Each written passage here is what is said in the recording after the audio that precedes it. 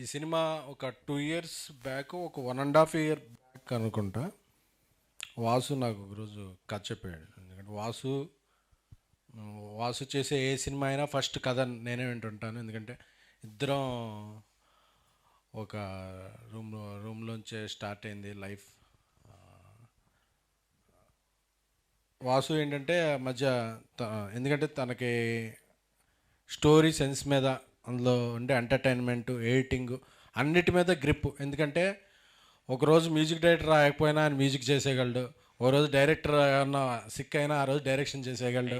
ఓ రోజు ఎడిటర్ రాకపోయినా ఆయన ఎడిటింగ్ చేసేయగలడు. ఎందుకంటే ఎవరు రాకపోయినా పని అయితే జరుగుద్ది, పని ఆగదు. ఎందుకంటే ఆయనకి అన్నిట్లోనే గ్రిప్ ఉందన్నమాట. సో అలాంటి వాసు చేసిన ఒక 2-3 సినిమాలు కోవిడ్ టైంలో సరిగా అంచనాలను అందుకోలేదు. అంచనాలు అందుకున్నప్పుడు అందరూ కూడా ఇంకా వాసు అవుట్డేట్ అయిపోయిందేమో అతని కంటెంట్ ఇది అని విమర్శకులు అనేవాళ్ళు. బట్ దాన్ని తను ఛాలెంజ్గా తీసుకుని ఒకరోజు వచ్చి చెప్పాడు, అరే నేను మళ్ళీ ఒక సినిమా కొత్త వాళ్ళతో తీసి గట్టిగా కొడదామని డిసైడ్ అయ్యానురా.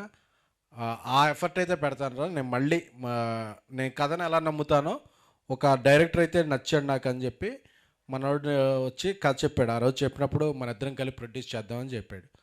సరే అని చెప్పి కథ అంటే నాకు కథ చాలా బాగా నచ్చింది. చాలా బాగా నచ్చింది. నచ్చితే లేదు వాసు ఇది బాగుంటుంది. ఎందుకంటే ఆ రోజు ఆ కథని ఈ విధంగా వస్తుందా రాదా అని చెప్పి ఎవరికీ నమ్మకం లేదు. బట్ వాసు ఈ కథను చాలా బలంగా నమ్మి అలా స్టార్ట్ అయింది. ఆ తర్వాత బేబీ రిలీజ్ అయింది, నేను హిందీ వెళ్ళటం, అలాగే తను ఈ సినిమాలో మూవ్ అని అయ్యాడు. వాసు ఫస్ట్ నుంచి ఒక కాన్ఫిడెన్స్గా ఉన్నాడు. కాన్ఫిడెన్స్గా ఉండి ఫస్ట్ కలిసింది నాని నితిన్ గారిని ఒక హోటల్లో కలిసి, ఇలాగా కథ ఉంటుందండి, దీంట్లో హీరోయిజం ఏమి ఉండదు, బట్ అన్ని క్యారెక్టర్లు ఇలా బాగుంటాయని చెప్తే ఆయన ఒక్క మాట కూడా ఇది చెప్పకుండా, లేదండి నేను చేసేస్తాను, నాకు మంచి కథలు రావాలంటే, అంతేకాని ఇందులో యాక్షన్ అలాంటివి నాకేం ఇష్టం లేని, కథలో నేను ఉండాలి తప్ప కథ నా చుట్టూ ఉండకూడదండి అని చెప్పి చాలా. ఎందుకంటే యంగ్స్టర్స్లో అలాంటి ఆలోచన సరళ అనేది ఉండటం చాలా మంచిది, కథలకు మంచిది. ఎందుకంటే మంచి కథలు వస్తాయి, వాళ్ళు ఉండే సినిమాలు మంచిగా ఆడతాయి. సో అందుకే ఇప్పుడు ఆయన లక్ ఏదో అంటే నేను నమ్మను. ఆయన ఆలోచించే విధానమే ఆయన సక్సెస్. ఎందుకంటే ఇలాగ కథల్ని, నేను కథలో ఇలా ఉండాలి, కథల్ని చెప్పాలి అనుకోవడం. ఎందుకంటే ఇప్పుడు చాలామంది కథలను చెప్పాలనుకోవట్లా. సో కథను చెప్పాలనుకోవడం ఆయన సక్సెస్, కథలు ఎమ్మిడిపోవటం. సో ఆయనకి ఇలాంటి విజయాలు ఎన్నో, మరిన్ని విజయాలు రావాలి. సో ఇక ఈ కథకి మంచి ఒక ముగ్గురు ట్రయో, వాళ్ళ మధ్య ఉండే బ్రొమాన్సే ఈ సినిమా. సో రొమాన్స్ అన్న అండి, మీరు నవ్వుతుంది అంటే మీరు ఆటగాడు కావచ్చు, అది రొమాన్స్లో అనిపించచ్చు, కెమిస్ట్రీ. అది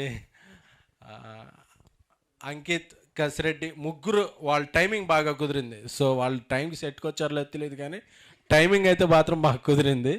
సో అది ఈరోజు తెర మీద చూస్తున్నాం. ఇప్పుడు జనాలు అందరూ గట్టిగా నవ్వుతున్నారు అంటే ఈ మధ్యకాలంలో జనాలు నవ్వటం మానేశారు థియేటర్కి వచ్చి. ఎందుకంటే లార్జ్ దెన్ లైఫ్ సినిమాలు అయిపోయినాయి, చాలా అయిపోయినాయి. సో అందరు నవ్వుతున్నారంటే కారణం దానికి ఆ కెమిస్ట్రీ బాగా కుదిరింది. దానికి అంజీ గారు గీతార్ట్స్లో ఒక సినిమా, వన్యవాసి గారి దగ్గర ఒక సినిమా చేస్తే అది 2-3 సినిమాలు చేసే లెక్కే. కాబట్టి ఇది మీ మొదటి సినిమా అలా అయినప్పటికీ మీకు 2-3 సినిమాల అనుభవం వచ్చింది కాబట్టి సో ఆ టైమింగ్ అంతా కనిపించింది. సో అలాగే మీ రామ్ మిరియాల గారు, అజయ్ అరసాడ మ్యూజిక్ కూడా చాలా హెల్ప్ అయింది. అలాగే డిఓపి గారు ఆయన వాసు గారి సజెషన్తోనూ, మరి ఆయన ఏ ఫ్రేమ్ ఎలా ఉండాలి, యాంగిల్ ఎలా ఉండాలో కూడా ఆయనకి బాగా పట్టుంది కాబట్టి సో అంతా బాగా ఇదైంది. బట్ ఇంక చెప్పాలంటే ఎడిటర్ పవన్ కళ్యాణ్ గారు, ఎడిటర్ పవన్ కళ్యాణ్ గారు ఇప్పుడు ఆ పేరు ఎక్కడన్నా ఒక వైబ్రేషన్ అనుకోండి. సో అదే ఇప్పుడు నైన్ సర్కా గారికి కూడా ఒక మంచి విజయం సాధించింది. ఎంత ఇదంటే ట్యాంక్స్ బిట్లో రావాలన్నా ఇంకో బిజీ అయిపోయారు, అంత అంటే హ్యాపీ. సో అలాగా ఇప్పుడు ఇంకా అందరు ఆర్టిస్టులు, కసిరెడ్డి గారు కూడా మొన్నటి వరకు స్టేజ్ మీద ఉండేవాళ్ళు, ఇప్పుడు వాయిస్లో కనిపిస్తున్నారు. సో అందరూ ఒక విజయం, అందరికీ అంత సక్సెస్ అవుద్ది. అరవింద్ గారు కూడా ఇంకా నేను లేకపోయినా సినిమా మాట్లాడుతుందిరా మీరే చేసేయండి అని చెప్తున్నారు. సో అలాగే తొలి విజయం సాధించిన ఇంకో ప్రొడ్యూసర్ విజయ్ గారు, అందరూ అంటే ఒక హెల్తీ అట్మాస్ఫియర్ ఉంది. అంటే ఒక సక్సెస్ అనేది ఎంత ఇది వస్తుందంటే మొన్నటి వరకు మాట్లాడుకున్నాను మలయాళంలో ఒకే నెలలో ప్రేమలో వచ్చింది, మంజుమల బాయ్స్ వచ్చింది, అరే తెలుగులో రావట్లేదు ఏంటని సోషల్ మీడియాలో కీబోర్డ్ కొట్టేసుకున్న వాళ్ళందరికీ మనకి వచ్చి రోజులు వచ్చాయి బాయ్. మొన్న కమిటీ కుర్రోళ్ళు వచ్చింది, ఇప్పుడు ఆయి వచ్చింది.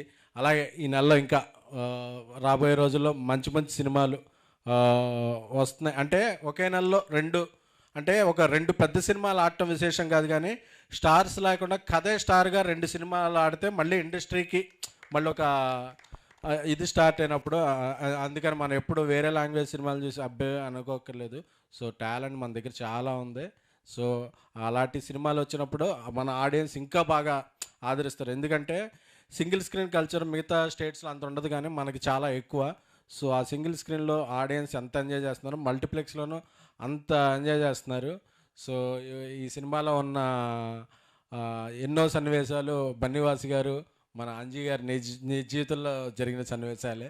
సో అందుకనే అంత బాగా తెరకెక్కినాయి. ముఖ్యంగా ఆటగాడే ట్రాక్ చూస్తుంటే నాకు పాత రోజులు గుర్తొచ్చినాయి.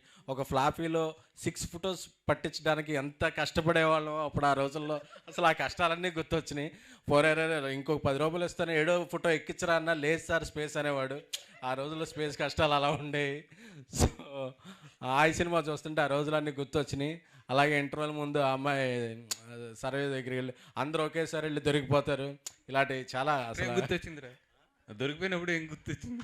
అది అది చెప్పచ్చా మరి లైవ్లో వెళ్తుందంటే మరి 2008, 2009, 2007 ఏదో సీక్వెన్స్ గుర్తుంది కానీ సీక్వెల్ గుర్తులేదు.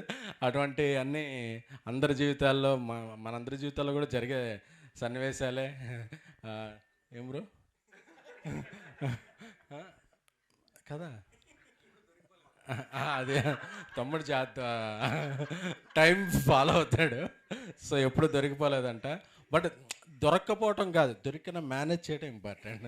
సో అది చాలామందికి నువ్వు ఒక మంచి ఇన్స్పిరేషన్ ఇచ్చావు. సో అది సో అందరం ఇలా ఈరోజు సక్సెస్ మీట్ ఇంత ఆనందంగా ఉందంటే అది నిజమైన సక్సెస్. లేకపోతే సక్సెస్ మీట్ పెట్టినా మన ఫేసులు సీరియస్గా ఉంటాయి, మీ ఫేసులు సీరియస్గా ఉంటాయి, అందరం నవ్వుకుంటున్నాం అంటే ఇది నిజమైన సక్సెస్.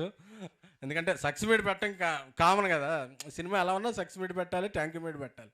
బట్ అసలు సక్సెస్ ఏంటి, అసలు థ్యాంక్ యూ ఏంటి అన్నది ఎందుకంటే ఎలక్షన్స్లో బూత్ టాక్ ఇంపార్టెంట్, సినిమా కలెక్షన్స్కి మౌత్ టాక్ ఇంపార్టెంట్. మనకి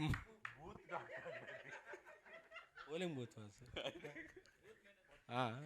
సో ఈ సినిమాకి అన్నీ కుదిరినాయి కాబట్టి ఇంత సక్సెస్ అయింది. ఎందుకంటే రెండో వారం అంటే జనరల్గా ఫస్ట్ వారం 100 థియేటర్లు రిలీజ్ అయితే సెకండ్ వారం 50 థియేటర్లకు వచ్చేస్తాయి. బట్ ఫస్ట్ వారం 100, 150 స్టార్ట్ ఇప్పుడు 400 దగ్గర దాకా వెళ్తుందంటే ఇది పెద్ద విషయం. సో హాయ్ అనే సినిమా అంతమంది జీవితాల్లో ఎంతో హాయిని తెచ్చింది. సో ఈ విజయాలు ఈ టీంలో అందరికీ కంటిన్యూ అవ్వాలి. సో ఆ రోజు అరవింద్ గారు, వాసు ఆ రోజు గుర్తుపెట్టుకుని ఈ సినిమాలో నేను చేయలేకపోయినందుకు ఆ షేర్ మాత్రం ఫ్రీగా వాడేసుకోకుండా ఆ షేర్ ఏదో పంపించేస్తే సో అది స్నేహానికి ధర్మం చేసిన వాళ్ళు అవుతారు. సో అది రియల్ ఫ్రెండ్షిప్ అంటే. Thank you guys.